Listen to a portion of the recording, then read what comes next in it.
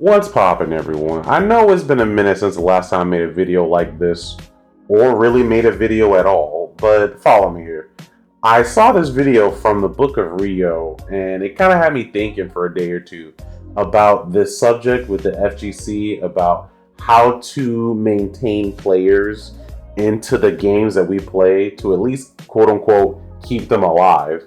But when you ask that question, you kind of have to go a bit deeper than just the surface level. Are they playing my games? But more of why are they playing our games? What's keeping them coming? And I think he doesn't really understand what he's asking for here. Now, I just want to preface this. I think he's coming from a place of passion. He wants to see fighting games grow and get bigger, but I don't think he understands what that entails. It's a monkey's paw's wish, because on one hand, you can have a really big community that congregate around your game, and on the other hand, you have a lot of people that still hate the game and won't play it because of it. For example, like Fortnite. You know, it was a big game that was popping for a hot minute, but everyone kind of bounced off of it when they're like, oh, this building mode stuff is kind of hard. I'll just play something else. And there's nothing wrong with that, because casuals are casual for a reason, but making them the primary target of your game kind of shapes the game into something that a lot of people that actually enjoy it don't want. But we'll get to that when we kind of break down the video. Adding on to how players are quitting just after 10 hours. The thing that's crazy is the PC, launch and stuff didn't help it. But just at its core, why do players quit? And why is this significant to Tokon? Because there was a content creator talking online saying that Tokon should not be casual friendly because it's only the people who are hardcore gamers that is going to stay with it throughout the lifespan of the game.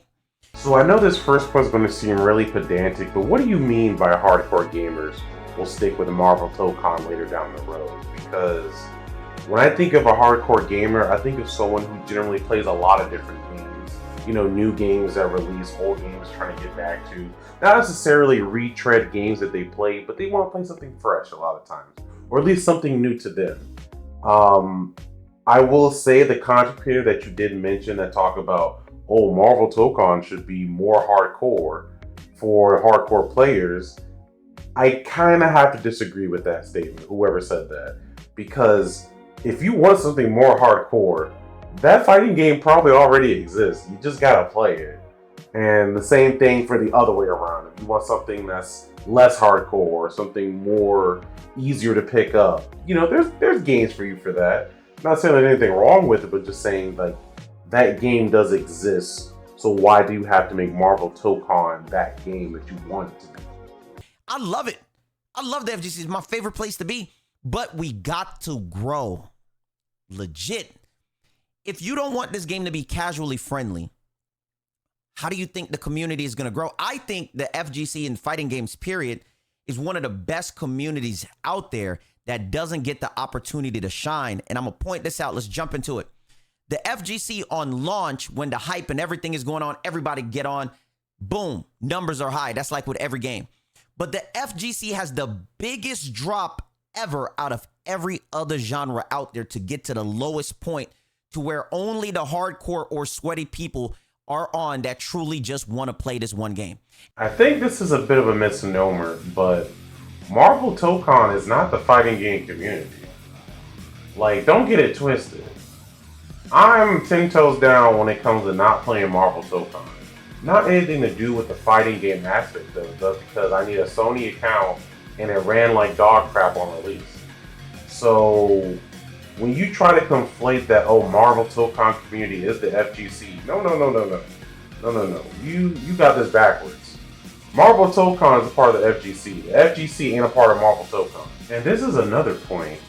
Of course the casual people are going to leave the game that we spent time and actually enjoy playing, because they either had their fill of the game or there's something else more shiny that takes them away from it. And I don't know why you have an issue with that, but that's just what it is.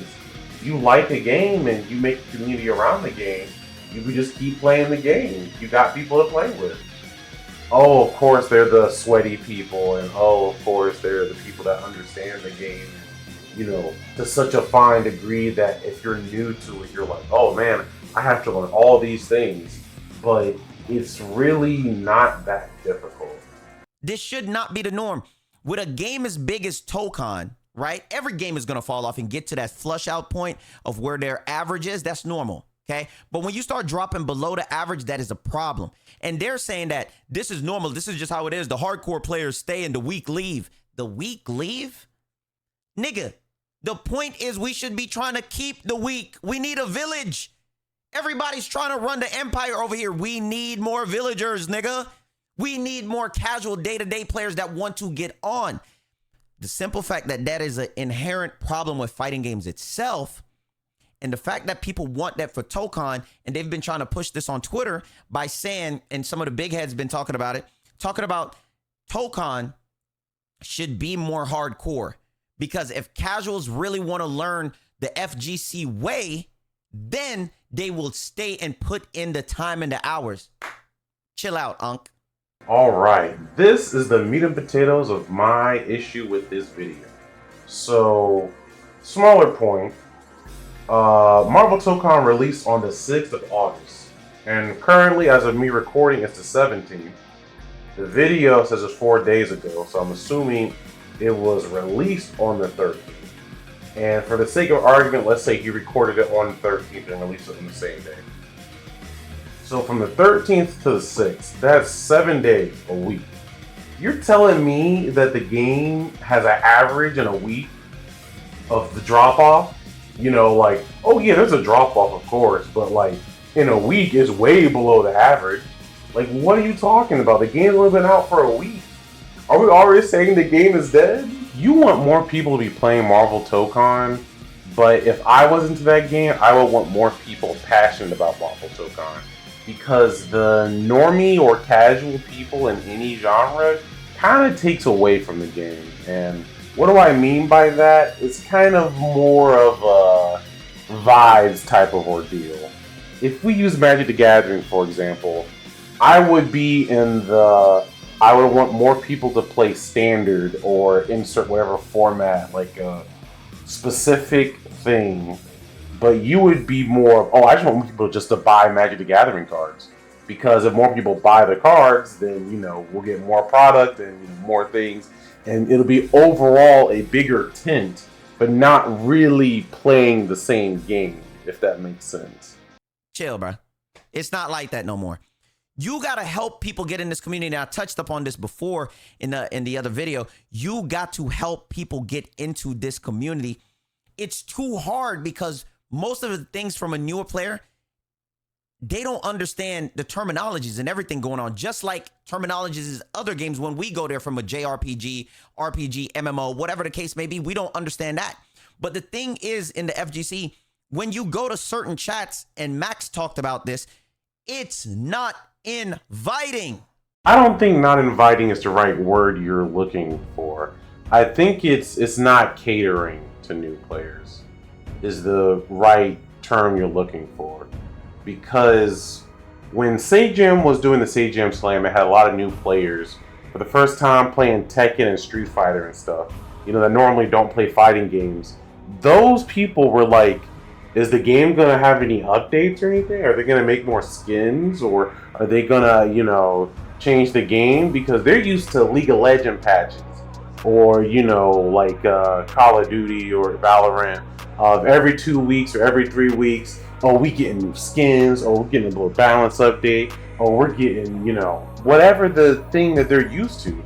But that's what makes them casual, because if you don't dangle those keys of, here's new shiny stuff you could buy, here's new whatever, then people are just gonna leave.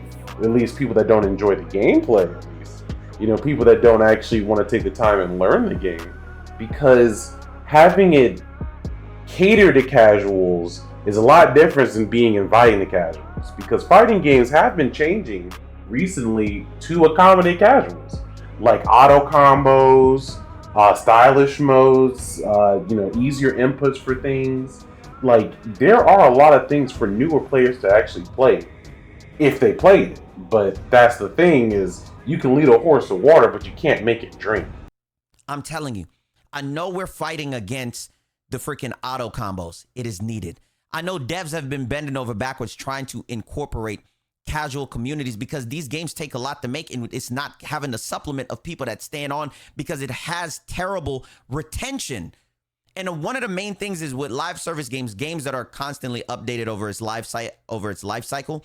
When you have games like that, what ends up happening is fighting games is one of the slowest to get any attention.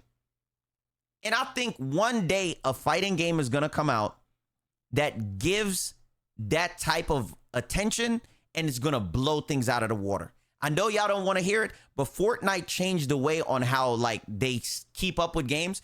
When fighting games, see, most fighting games is designed the old way. Hey, here, take this, nigga. See you in 8 months, next character. 6 months, next character. From the casual player, that is not enough to hold their attention. That's enough to hold us. I kind of skipped over a lot of other straw manning and other types of stuff in the video to kind of cut to this point, which is more of the main supplement of the video. And like he said, you know, things that Fortnite has done to the gaming genre as a whole, or like other games that have influences that kind of led to this microtransaction, nickel and diming you for everything, games lasting forever instead of being done with it, games that are supposed to take up all your time instead of you just enjoying it for an hour or two a day and getting enough out of it, all the FOMOs and dark triads that games kind of psychologically try to manipulate us to be addicted to their games. All that stuff is the reason why I don't necessarily play all those other games. They try to do so much and manipulate you to where, you know, I don't want to deal with that. So I just stick with fighting games. And now you want fighting games to also go down that route? The old way is the way that we like it. Because coming out with a bunch of costumes and just random colors and stuff seems really slow, and it's like, oh man, you know, Fortnite released 30 different skins because the game doesn't require that level of detail to where you need to see how the animations are with the colors, and is it visually striking enough for you to react to? Because Street Fighter V kind of did try that with a bunch of super unique costumes and have a bunch of costumes, but a lot of them kind of got banned. I'm using air quotes on that, but it became a bigger problem because it's like, oh, I visually cannot see this move in this costume on this character, or I can't see what certain animations are because the colors are in the way in like a certain way. So it kind of depends on what you're looking for. But because most people in the FGC are more gameplay focused, that's why costumes and colors doesn't really matter, but more characters do, and that take a lot more time because every character is unique. But on that note, I'll leave it be. I recommend you watch his stuff, Book of Rio, because he kind of tries to get newer people into fighting games, which is honestly commemorable, but I feel like this video kind of came up as more rage baiting, more than just, oh, this is an actual grievance that some people will have. So that's my 2 cents on it. Y'all let me know down in the comments, and y'all have a good one. See ya.